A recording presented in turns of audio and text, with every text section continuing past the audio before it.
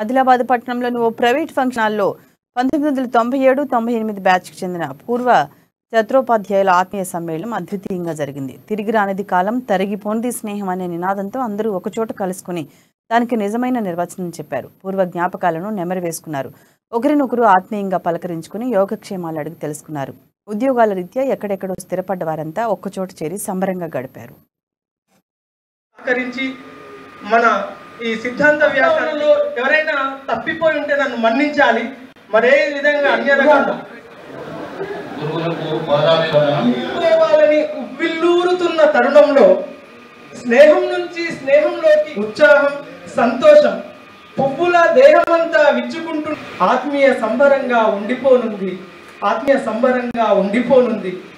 సమయం అయిపోయిందని ముందుగా వెళ్ళిపోయారా? 5 మిత్రులు కనబట్లేదు.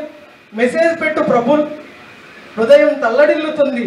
సిరిపోయిన రాజుల ఆశలు పగిలి ఇంకిపోని స్నేహం నివాళులు తెలుపుతూ ఉంది. బోసి నవ్వుల, లేలేత ఆకుల సవ్వడిల, కోకిల పాటల, కొత్త సినిమా ఆటల, నడిచే ఆనందంగా నిలిచే మధుర జ్ఞాపకంగా